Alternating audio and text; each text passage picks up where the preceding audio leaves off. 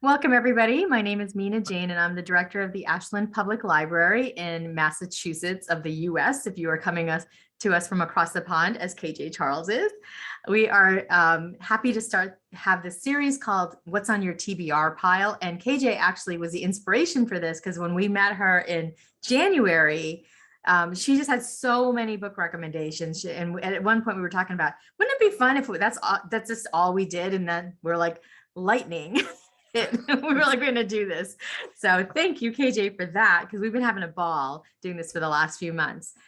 Laura Villamont is my partner in crime from the Framingham Public Library. And we, like I said, have been doing this for the last few months and have been having a lot of fun. And our TBR piles, as you probably heard on Twitter, maybe, are just about to fall over, and they're gonna shriek today. I'd like to thank the Friends of the Ashland Public Library and the Friends of the Framingham Public Library for supporting all of our programming, where we just couldn't do this without them. And we are recording this and we'll be uploading this to YouTube after the session. You do not have to take notes unless you absolutely want to. Laura will be taking notes for us, and I'll send out a list of KJ's recommendations after the session. You're welcome to put chat in the chat and Q&A questions in the Q&A, and we will be doing those as well throughout if something is related to KJ's TBR pile. So without further ado, I'm going to hand it over to KJ Charles, who we absolutely adore and has written many, many books that we have read and read and read. And I'm going to ask you to say a little bit about yourself and then talk a little bit about what is the TBR pile to you. Hello, so I'm KJ and I am a British author of romance, mostly historical, mostly queer. I love writing Regency. I love reading basically everything. I have an obscene TBR pile and an obscene reading spade, so I get through a lot.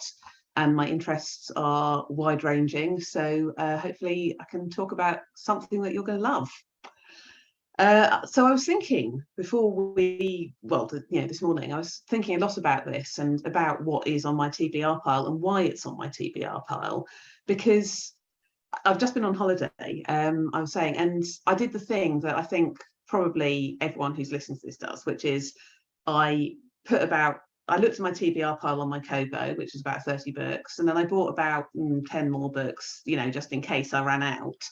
And then I charged my battery, and then I thought, but what happens if the battery explodes on the plane? So I put a couple of paperbacks in my bag, and then I got to the airport and I thought I'd better just buy another book, in case. And it sort of occurred to me that a TBR pile is in some respects a bit of a comfort blanket. You know what I mean? That you've always got to have something. And that was the point where I actually realized something, which is these two books. So this is Terry Pratchett, Dodger, and Diana Wynne Jones, The Islands of Chaldea.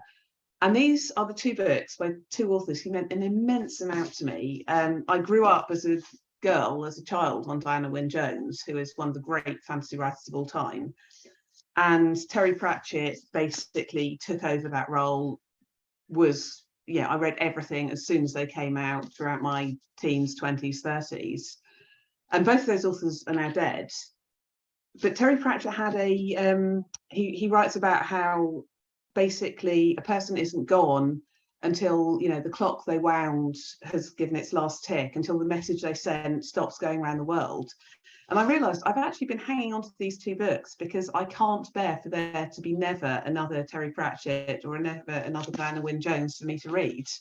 And I would actually rather constantly have them in my TBR pile than almost, do you know what I mean? Mm-hmm. I need to have those books there unread, and I realized that was actually a really significant thing for me.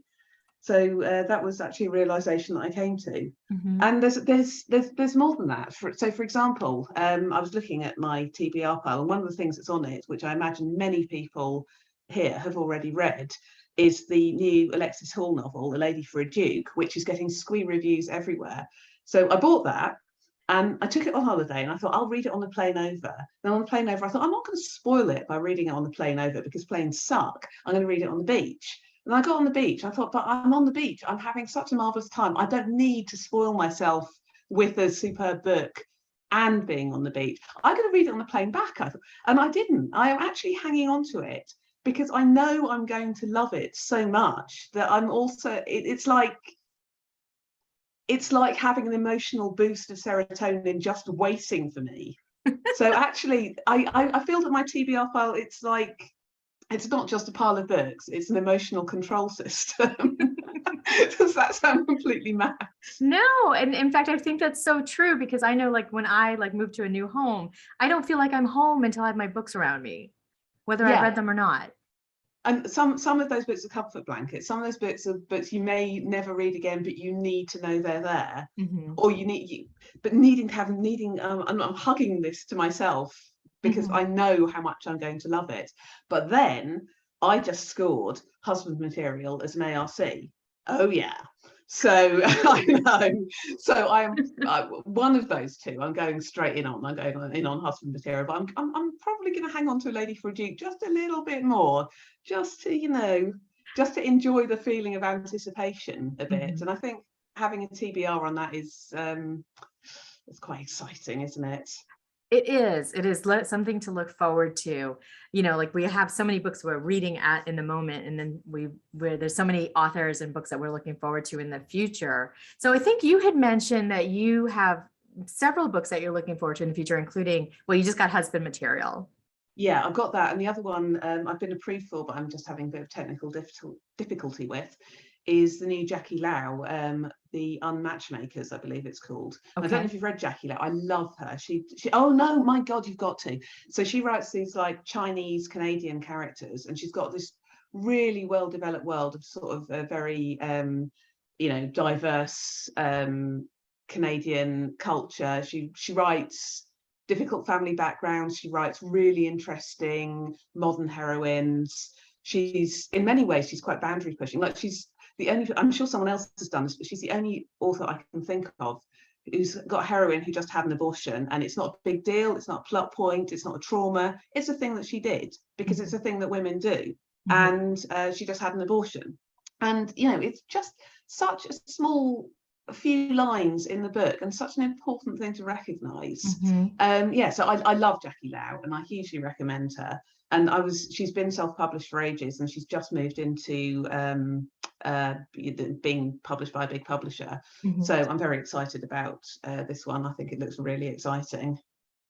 So Awesome. that is definitely one on my TBR as soon as I can get my hot hands on it. So what else is on your TBR pile? Well, I mean, this is, so I'm just going to scroll up the top now and look at the list. So my TBR pile basically divides, I was looking at it, and it basically divides into recent wild binging and things that I'm not reading for some reason or another. Mhm. So the recent wild binging will usually go in spurts. So for example, I was on Twitter the other day, and someone I follow was talking about why aren't there more trans men heroes in romance. So that led to a great thread where a lot of people were recommending. So now I've got like 3 or 4 trans men heroes all stacked up. So I've got the new Jordan L. Hawke book, which is, sorry, I'm just scrolling down, The Forgotten Dead, which is his new paranormal, I think set in the 1920s, which I have been meaning to read, but just, I've been really busy. So that was like, oh my God, I have not got the new Jordan Hawke. So that's going to be great because I love Jordan's work. And then there's also a book which I haven't read yet, but it's called Exodus 23 by Freydis Moon, which is again a trans male hero, which came very highly recommended. So I'm excited about that. And that's one of the things I love about Twitter, that I just fill up my TBR with people's recommendations and, see what other people are screaming about. And a lot of people say to authors, oh, you won't sell books on Twitter, but you do, you hand sell them, Mhm. basically. Mhm. Or rather, other people sell them for you. I think that's the key, actually. Mhm. I buy Twitter books on Twitter, not because an author's doing a promo, but because somebody is raving about a book they loved, Mhm. which is my favourite thing in the world.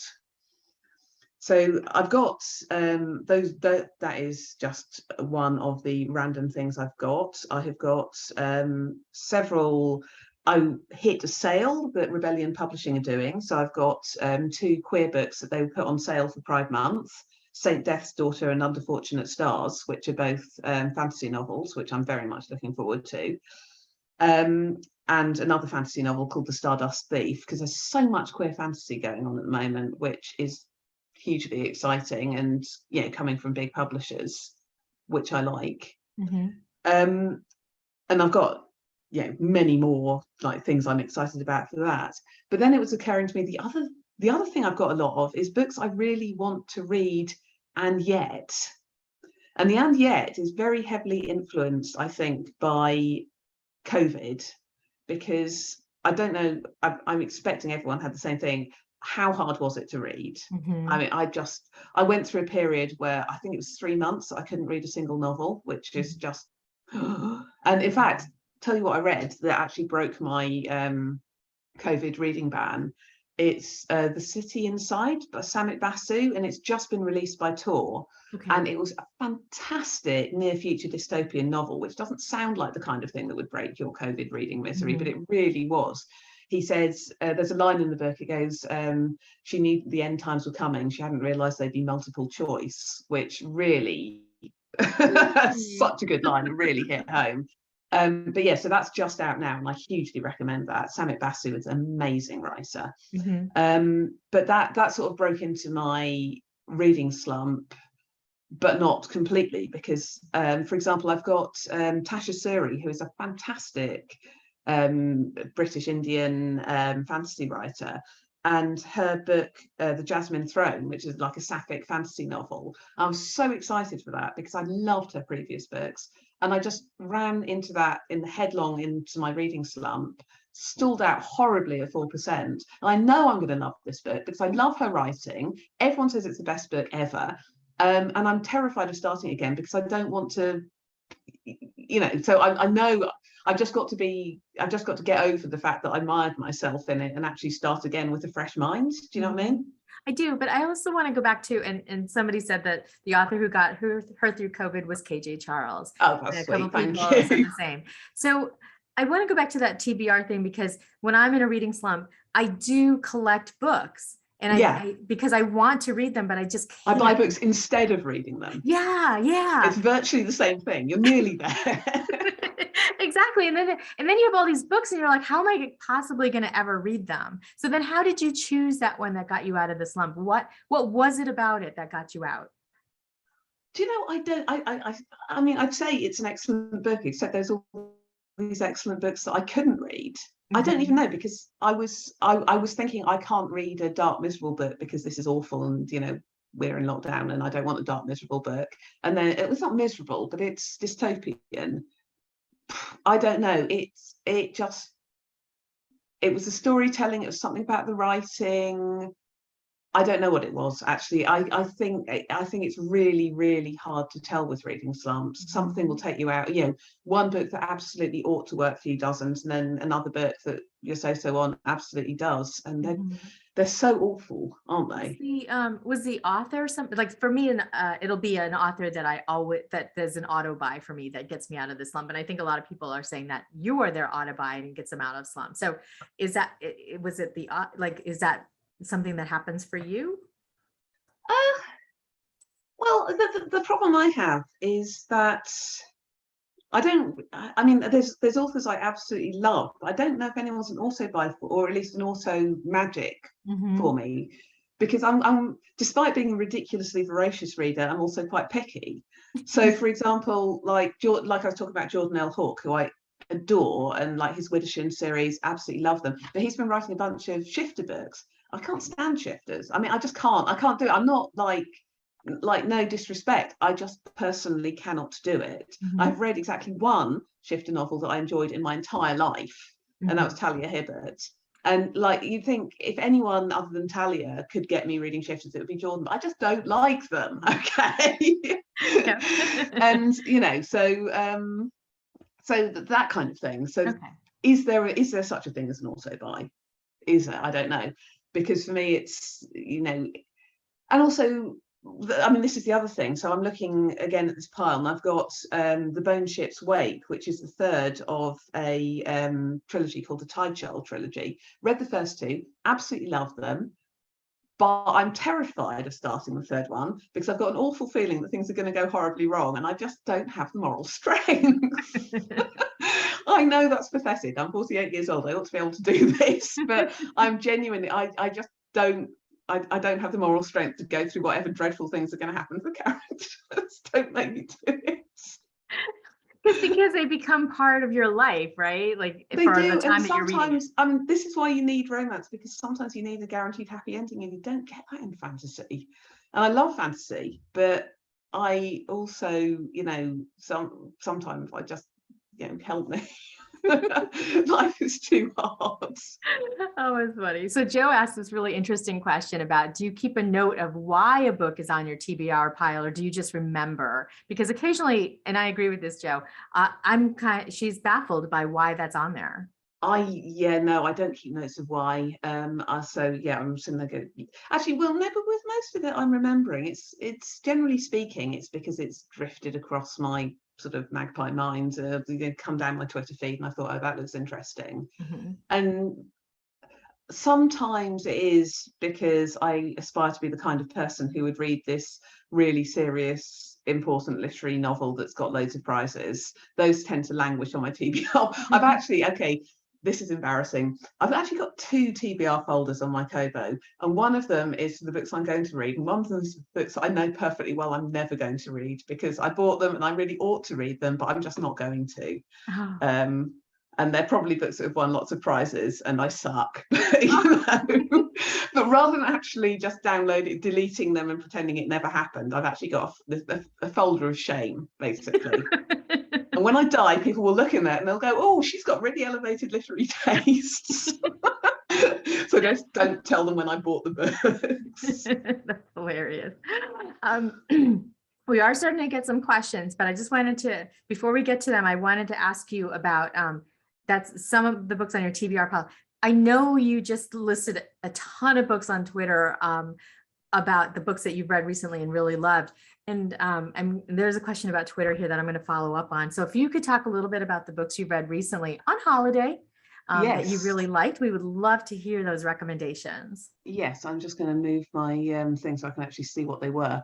So basically I went on holiday to Greece, which was amazing. Sorry, I'm just hauling up things so I can see both. Yeah, went on holiday to Greece, lay on the beach, did absolutely nothing except read. It was fantastic. So I read, what did I read? So I read a fantasy called The Bone Shard Daughter, which I hugely enjoyed. It was, it's got cute animal sidekicks, it's got a really nice magic system, it's got a really engaging world. I enjoyed that a lot. I read a series that I absolutely love called The Shadows of Men, which is by Abu Mukherjee. That's like the 5th, and it's set in Calcutta in the 1920s, and it's got an English policeman and his sergeant who is Indian, a Hindu, and it's all about the politics and the racism and the way the Raj worked, and as well there's some really good cheery mysteries. It's absolutely fantastic, and you're seeing through the series Sam Wyndham become sort of more conscious of why the British shouldn't be in India, and the two of them developing a friendship, and Surin developing having been quite sort of inclined to want to side with the British at first because of his upbringing. He's developing a nationalist consciousness. It's a fascinating series, and I really recommend it. And this one's just come out in paperback, so I think everyone should read them. They're absolutely great. Let me see, I'm just scrolling down now. I read a book called Vaxxers, which is by a non-fiction book by the people who invented the AstraZeneca vaccine. My God. So this book, it's quite, it's by biochemists, and it's really just quite a factual account of how they developed it so quickly. But it took me back to those days so hard. It's a factual scientific book, and I was stopped to cry about 3 times. It's really good, very good. And if you've got anyone in your life who sits there going, but we don't know what's in the vaccine, you can buy it in hardback and then hit them with it really hard. basically. So it's a terrific read. And then another non-fiction book that I thought was excellent is called The Premonitions Bureau, which is about this true thing. In about the 1960s, there was a great big disaster in Britain, in Wales, the Aberfan disaster, where basically there's a slag heap above a colliery that just slid and collapsed on a school and killed like more than 100 children. Absolutely dreadful, dreadful, dreadful. But one of the more bizarre things that happened afterwards was loads of people had genuine premonitions of what happened, and these people, a scientist and a journalist, got together to like set up a thing they called the Premonitions Bureau, where they were literally trying to get people to write in and see if premonitions actually worked. And it's a really interesting story, both about how doctors worked and how, but there also do seem to have been a couple of people who had really quite startling accuracy in their premonitions, which I thought was, and it's a very interesting book. It's very well told. I have actually just managed to mess up my screen on laptop now, so I'm desperately trying not to cut myself. Yeah. Okay, and then, and I'll tell you what else is brilliant, Fevered Star. So I don't know if anyone's read Black Sun by Rebecca Roanhorse, which I thought was one of the, yeah, I mean, so good, right? Yeah. Absolutely one of the best fantasies I read, I think it was 2020, wasn't it? So it's set in an alternative, like middle America, like not quite Mexico, with magic, a wonderful magic system, amazing, plotty, political, huge cast, really complicated, very, very well conveyed. Read it 2 years ago, Memory of a Fish. Got the second one, thought, oh my God, I'm literally never going to be able to remember this. So the first thing I open it, and she's got a cast list, which includes characters from the first book. And everyone who died in the first book has got a line through their name, which I thought was ballsy move. And then, so Fevered Sun, second one, just but I actually have to reread to see how she does it, because by chapter 3 I totally remembered everything that had happened 2 books ago. No trouble whatsoever, no info dumping, nothing heavy, clues you right back in, away we go with the next book. It's a tremendous performance, like, you know, in literary terms, and it's a great book. And I'm really excited for the next one, because yeah, so that's one of the best fantasy series going on. And I strongly recommend that anyone who likes fantasy should be reading it. So I think those were probably the highlights for my holiday. They are definitely the big recs that I have got. Yeah, they're the ones I enjoyed the most. So, I mean, obviously you have a wide-ranging, eclectic, highly eclectic, yeah, so reader, you know, view thing. But somebody asks, what draws you to queer historicals? Oh goodness, I like historical. Yeah, I mean, what draws you to anything? I like historicals that don't tell the main story. So I like I think what draws me is diverse history.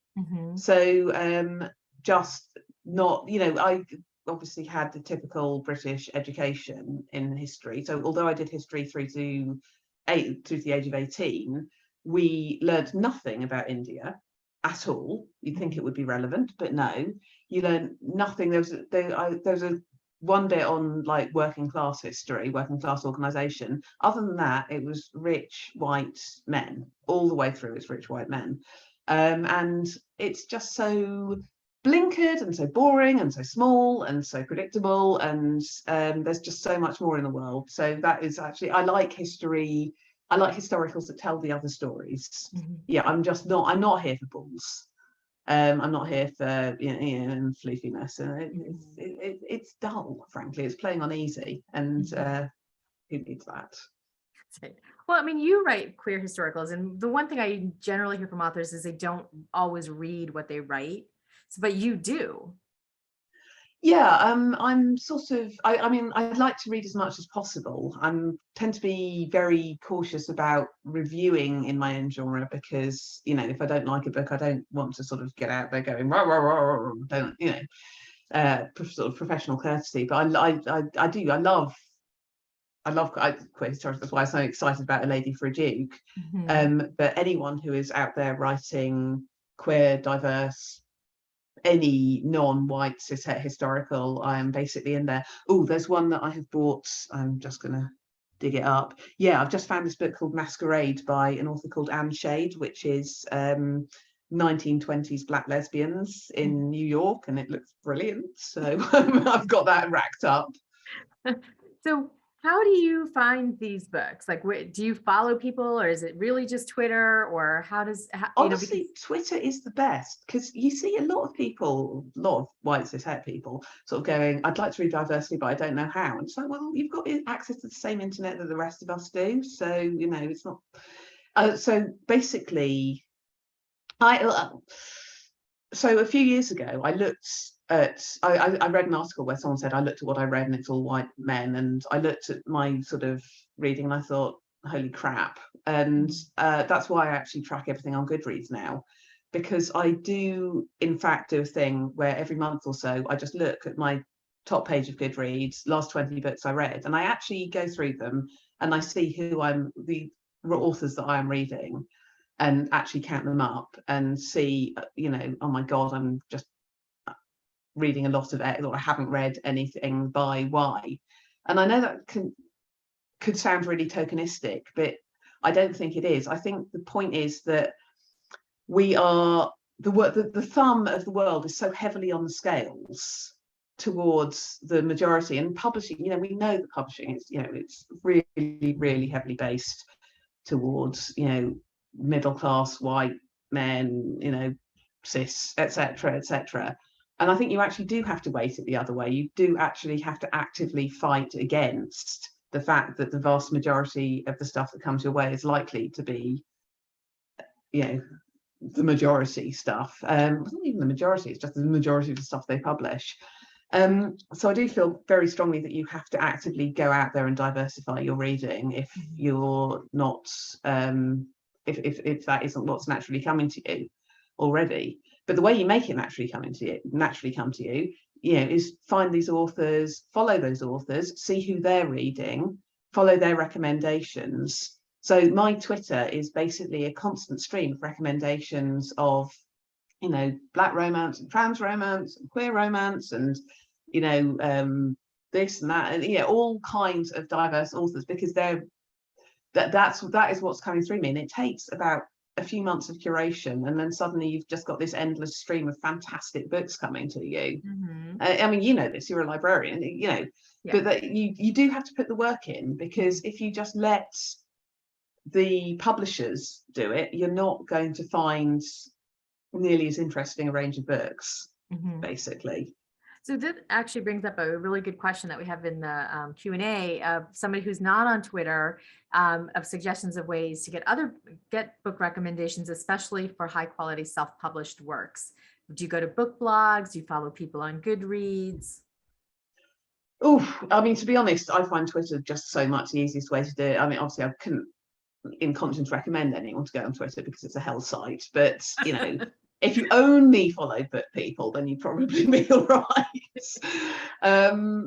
I will go to book blogs, but then I actually go back to Goodreads, because an awful lot of times stuff that's recommended, I mean, and I've seen this myself, like a couple of books that I thought were absolutely terrible, frankly, and then they get all recommended all over the blogs, and you know, like, so I look at the Goodreads recommendations, but actually I've got a very active Facebook group that is, the recommendations there are out of this world, and people will just come on and say, you know, give me X, and there will always be a stream. So I actually just keep an active eye on what people are recommending, and they come up superbly most of the time.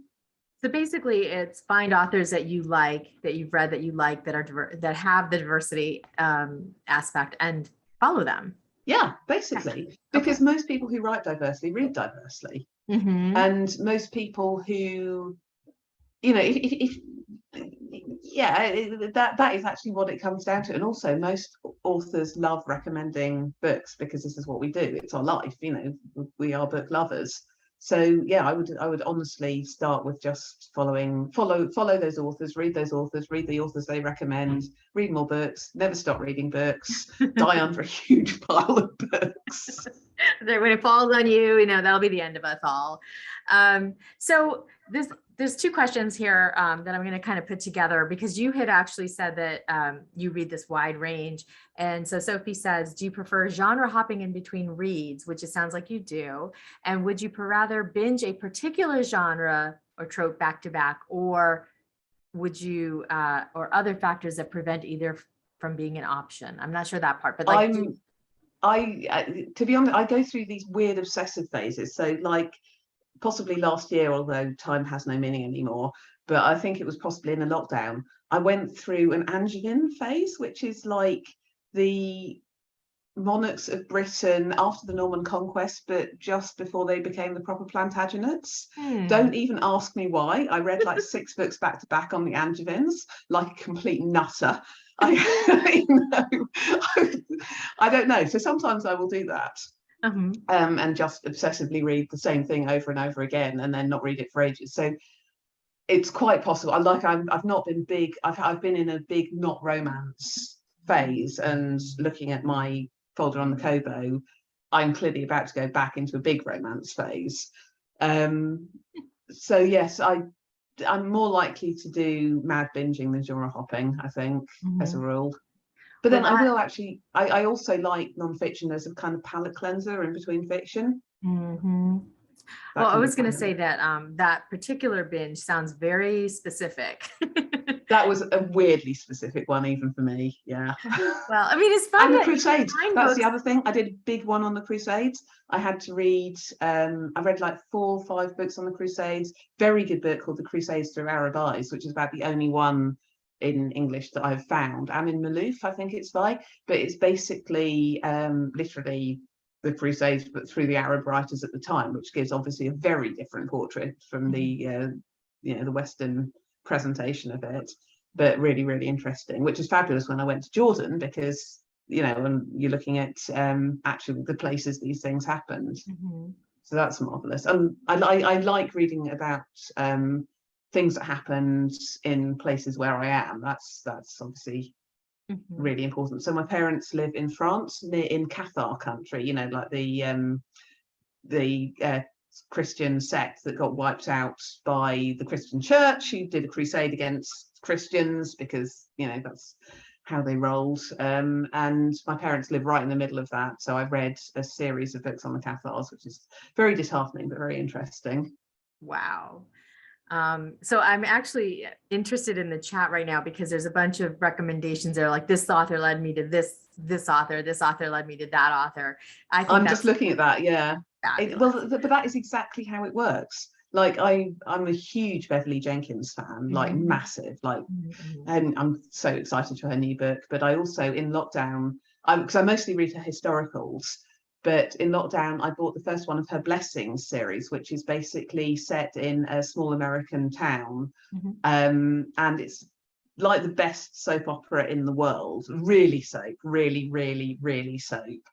And I think I might have read 12 books in 12 days. Like I just went straight through them, like, as Terry Pratchett said, like figs through a short grandmother. Straight, ridiculous binging. But yeah, they're fantastic. I read, but you read Beverly Jenkins, and then you follow Beverly Jenkins, and then this huge world opens out in front of you, basically.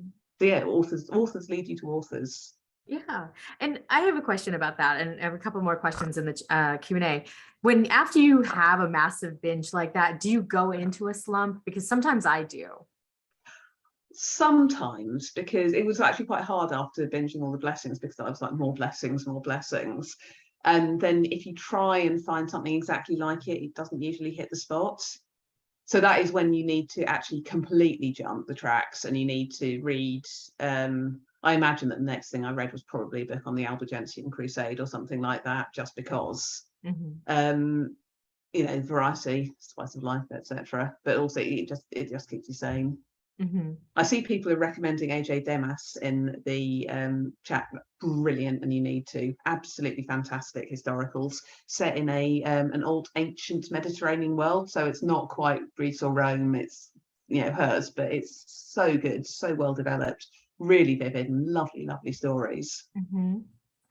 Do you, when you discover a new writer, or do you binge their backlist, or do you wait until a series is done? I don't wait for series to be done because I'm not actually, I can be a bit crap about finishing series. So I will go straight in there. Well, that's actually the thing. So there's a writer called Mick Herron, who is also on my TBR, who's another one of those that I can't read because I'm scared for what's going to happen. They're like, they're really, really good. The first one is called Slow Horses. Absolutely fan. It's about these, basically a sort of department of MI5, so they're all spies, but they're crap spies. They've all been sacked, but they can't, the MI5 can't actually get rid of them, so they've dumped them all in an office because they're too crap. Like they're alcoholics and failures and useless, and it's just genius. But yeah, the death rate is massive, and I'm actually too traumatized to read the next one, but they're really, really excellent.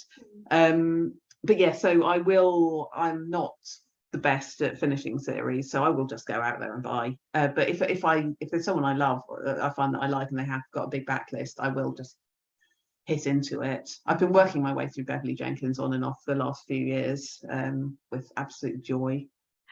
We met her a few years ago at Porter Square Books. We had a little romance book club field trip to meet her, and it was everything you could imagine it would be. Yeah, like when we were waiting for the program to start, she went from person to person just introducing herself, and we were like, "What is that?" It's so amazing. The queen. Definitely was. We were thrilled. Do you read in any other languages? No. My language skills are not up to that. I did actually, because I'm trying to improve my French, but this is awful. I got actually one of the French translations of one of my books. I thought, okay, I can use that to practice. No idea. Couldn't find a word. I was like, what is this crap? Who wrote this anyway? Oh my gosh, that's so funny. But did you, well, I want to ask that because we have another question. How do you cure a book hangover? I would like to know this as well. Yeah, we'd all like to know that one. How do I cure a book hangover? Again, it's read something completely different, but completely different. But often, actually, after a book hangover, I will just not read for a couple of days. I'll just need a couple of days off. Or the other thing is actually read something a bit crap. Like I read a lot of 1900 to 1920s pulp. I've always been a fan, and I read a lot of it while I was writing my Will Darling adventures for period feel. But I've actually got a 199 complete Edgar Wallace on the Kobo, and I will literally just sit there and read an absolutely rubbish Edgar Wallace novel that doesn't touch the sides, and it sort of, yeah, it serves to reset your brain a bit. Yeah, because you've got no expectations whatsoever. You know it's going to be terrible, but they're very readable. I love that. So we're almost out of time. I just wanted to ask you, has there been a book that you've read at any point that really, really stayed with you, that stays on your mind? Gosh. You know, the thing that really stays with me is poetry. I have a very poetry haunted kind of brain. I put poetry in a lot of my books, William Blake especially. I would put a lot more Eliot in if he wasn't still in copyright. But yeah, that's tends to be what haunts me. The book that also Bridge of Birds by Barry Hewart, which is a fantasy novel that I'm probably read about 20 times in my teens, which is really, that is a book that really stays with me, and it's one that I love.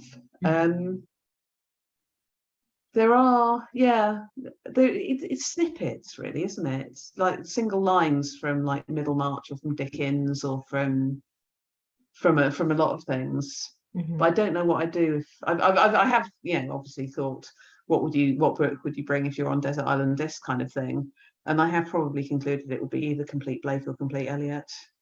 Wow. Okay. And I do know that you use a lot of poetry in your in your books, which is lovely. And you, even in the last 40 minutes, you've pulled out little snippets from different books that, were wonderful little lines. Yeah, I remember lines. I remember those quite strongly. So, when you've got there's a wonderful line now. I can't actually, having said I remember lines, I too rugbyed and beard out to remember it. There's a Talia Hibbert, who's one of my favourite romance authors, and she's got a line in one of her books about the heroine's stretch marks, and he basically says the marks on her thighs were like the sea and he could drown in them, and it's just a wonderful little it's just one of those perfect moments in romance where she doesn't have a perfect body, but it doesn't have to be a perfect body because he loves her body, which is just the essence of romance to me. Right. And he didn't have to say that. He said something that gave you that. You knew it. No, it's just a line in his reflection, just thinking about it, and it's just perfect. Yeah, she's a wonderful writer. Absolutely classic. She's one of my favorites too. Yeah. Well, thank you so much. This has been amazing, not just for your recommendations, for all of your thoughts about why we read what we read and why we have such teetering TBR piles and what comfort they bring us. This has really been lovely, and I thank you for having me. Time. It's been a lot of fun. Thank you. Good. Well, you know what? I'm going to have you back because this is our this is our thing. And I do want to tell everybody that's here that KJ's team did win, and so yes. We're going to Twickenham. I have no idea what that means, but I'm so excited for you. Just take it from me that it's really good. Okay, just everyone shout, "Come on, you Saris," and we're good. That's right.